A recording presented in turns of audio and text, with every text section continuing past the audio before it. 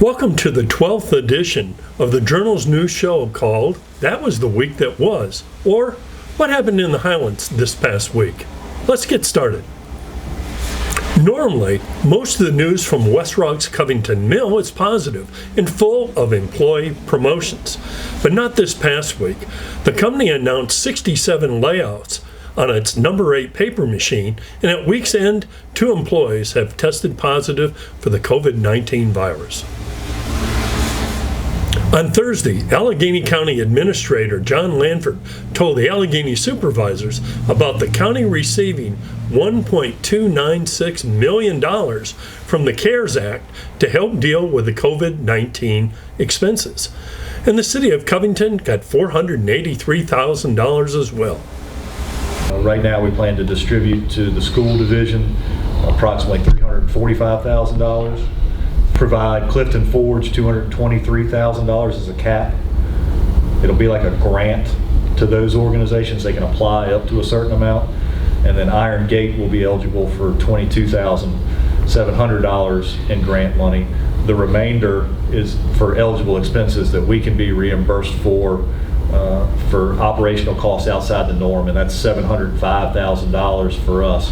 We received confirmation from Secretary Lane today via email from the state that the city will receive CARES Act funding in the amount of $483,169. This amount was determined based on population. These dollars are specifically for COVID-19 response efforts.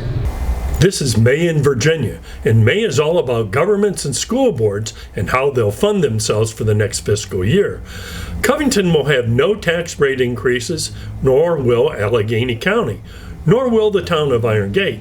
But in Clifton Forge, it's proposed a whopping 23.8% real estate tax hike, plus a more than 8% increase in its already record high personal property tax rate for the next fiscal year. On Thursday, the Allegheny Highlands Economic Development Corporation announced that Marla Akridge, its executive director for the last 5 years, has resigned. Ms. Akridge later told the Journal that she's looking forward to the next stage in her career. Thursday was a busy day indeed. Covington School Superintendent Melinda Sneed Johnson and her board are grappling with about a $330,000 proposed budget cut for the next fiscal year. Where the cuts will be made should be known this Monday. In the meantime, the superintendent told her board that additional ways to support students were needed. I do think we need to move to more one-to-one initiative for our grade 3 through 12 students. We do. And I think we also need a learning platform for our students. The high school has Edgenuity, which has been wonderful, and it's very, very user-friendly, and it has actual teachers teaching. But I think we need something for 3 through 8, 3 through 7 as well. They're even talking now that if, let's just suppose we start school and then we have to close again. We're going to have to continue that learning, and we were lucky that we were able to do the packets and those things, but we need to be thinking about other ways to support our students through learning. On Friday, it was announced by the Virginia Supreme Court that a drug court had been approved for Allegheny County and Covington. Among the group of strong proponents of the new court were Allegheny Highlands Community Services Executive Director Ingrid Barber, Commonwealth Attorney Ann Gardner, and Allegheny Circuit Court Judge Ed Stein. This past Wednesday, Lewis Gale Hospital Allegheny decided to plant a pair of trees to honor the dedication of its employees who are dealing with the COVID-19 issue.